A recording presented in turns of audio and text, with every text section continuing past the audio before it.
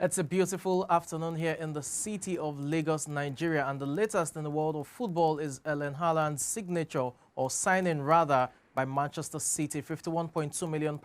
That's the cost, and Manchester City definitely have a superstar in their hands, talking about 92 league goals over the course of 121 games from Molde to Red Bull Salzburg and Borussia Dortmund. That's Haaland's record when it comes to league games. He has scored over 80 goals for Dortmund as well, and definitely he is the signing of the summer thus far. It's on that note I say welcome to another edition of the show. It says the arena promises to be exciting as always, and I'm Samson Oloide. In the world of tennis, the French Open is just 11 days away. Starts on the 22nd of May precisely, and wildcards have been issued both in the men's category and the women's category. And the French Open organizers have decided to issue 2 wildcards to their very own legends, talking about Gail Simon as well as Joe Wilfred Soga. These are players who have given their all for the French national team over the years, but injuries have derailed their career over the last 3-4 years. For Joe Wilfred Soga, he has announced that the French Open will be his last tournament before retiring. At the end of the French Open, he will be retiring, and there's Songa right there on your screen, being a recipient of the wild card, while you have Gail Simon also on your screen, being a beneficiary of the wild card as well. It must be said, both players, as I said earlier, have contributed immensely to the French team, especially the Davis Cup.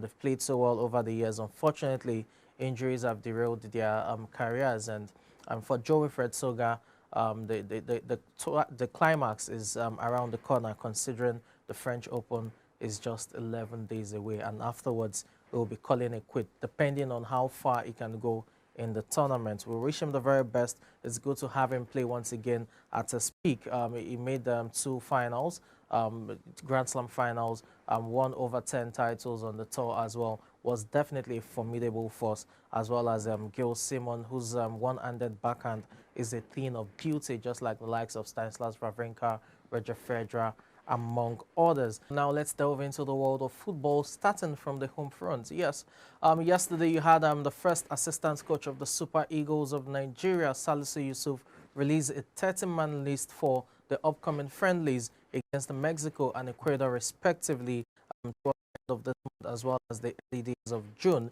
And what's quite impressive is, of the 30 names called, 8 are players, and I'll just you through the list as you can have them on your screen right there. The goalkeepers, Maka Okoye, Adewale Adeyinka, and Ujolon Leke. Now for NPFL football lovers, that's the followers of the Nigerian Professional Football League.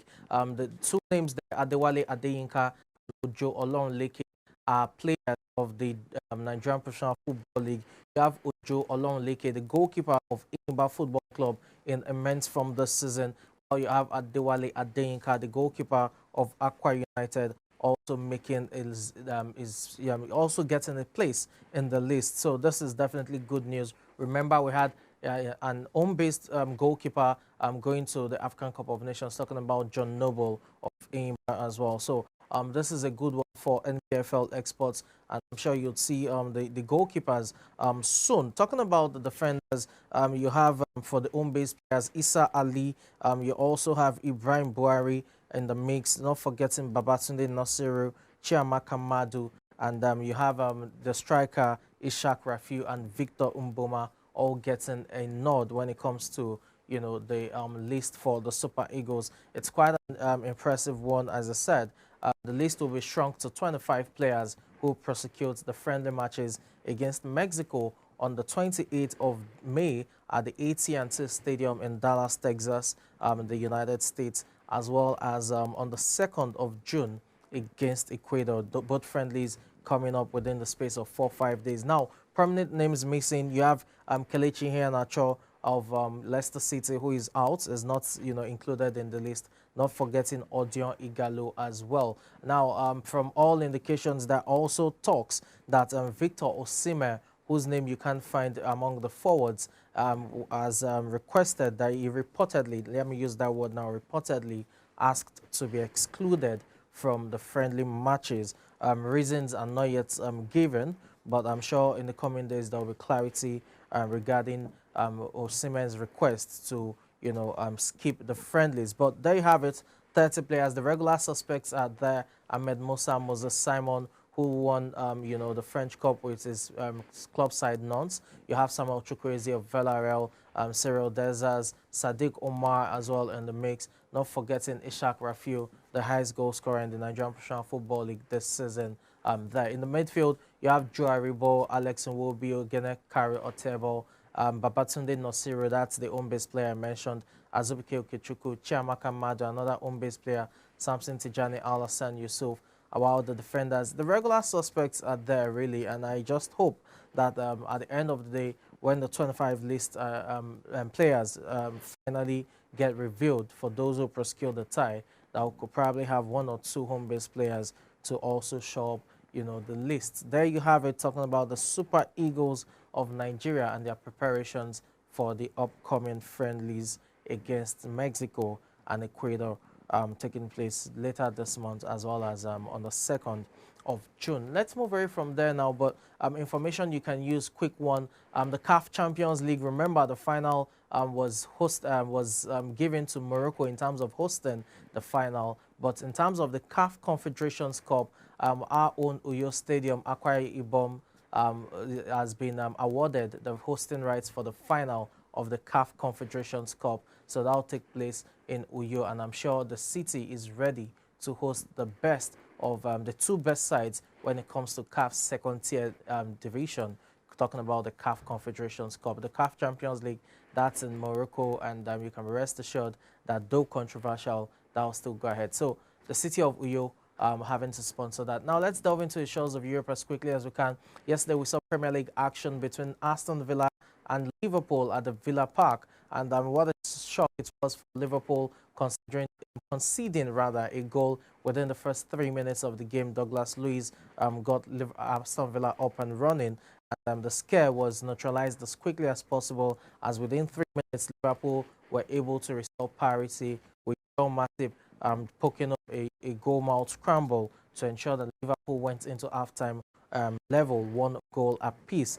And in the second half, when it just seemed they would be frustrated, it had to take the brilliance and the necessary adjustments from Sadio Mane to head them through into the lead and getting the winner for them. For Sadio Mane, the cross from Luis Diaz was not inch perfect, because it was way behind him, but he just had to improvise in terms of his body movement to get the header in there. And what a backward header that was, beating Emiliano Martinez in goal for Aston Villa. So 2-1 it says, Liverpool grinding out a victory against their former icon, Steven Gerrard, and it's 6 points from 6 when it comes to the clash against Aston Villa this season for Liverpool.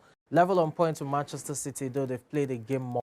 And for Manchester City, they still have to play Wolverhampton Wanderers today at the Molineux Stadium, and any slip-up would definitely throw the title race open once again. Though at this stage, City still have the advantage with 3-goal difference, 68 goal difference for City as against 65 for Liverpool. It should be a thrilling end to the Premier League season, as Liverpool are still trying to hold on to their quadruple bid with the Premier League no longer in their hands. Let's move away from there now and talk about Barcelona. The Spanish La Liga also had action yesterday, and Barcelona were in action at the Camp Nou against Celta Vigo. 3-1 that ended.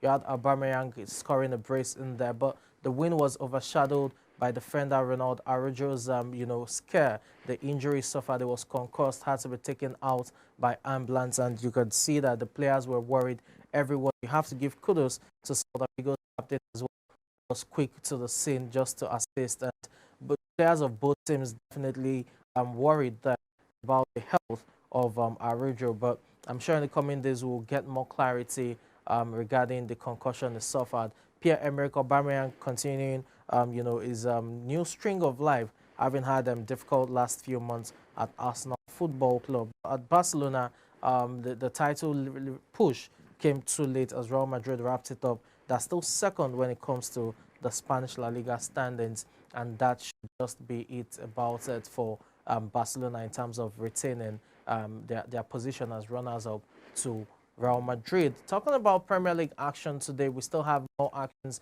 that will be taking place today. As I said earlier, you have at the Molineux Stadium, it's Wolverhampton Wanderers who will be hosting Manchester City, and Liverpool will be hoping that Wolverhampton Wanderers, who have been a boogie team to Man City in recent years, will do them a favor of beating City to throw the race more open. But let's talk about Everton as quickly as we can. It's Everton who is away from home taking on Watford, and Watford is already relegated. This is a big game for Everton. They need to win to boost their chances of survival. For Watford, they have nothing to play for, so it's a dead rubber game. But for Everton, there's all to play for, as they have 35 points from 34 games, while Leeds United have 34 points from 35 games. So it's still also play for. Everton are not yet safe, and they need all maximum points in this one. Richarlison will be in the mix as well. For Watford, it's just the regular suspects, talking about Sissoko among others. Let's see how that pans out. Leeds United will be in action as well against Chelsea, and you can be rest assured that for Leeds United, it's a must-win match if they need to beat the relegation drop. Let's move away from there as we hit home stretch on the show today and talk about the Coppa Italia final. It is today. Juventus against Inter Milan promises to be another exciting clash.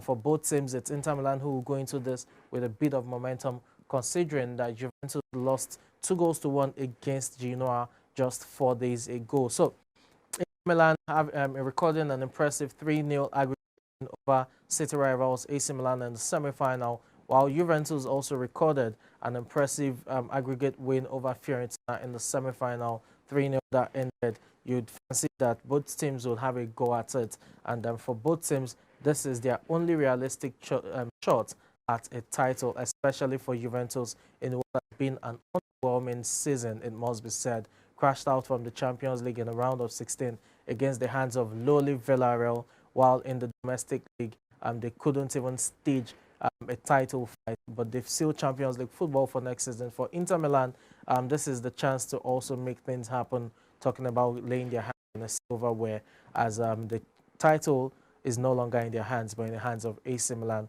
who control their destiny.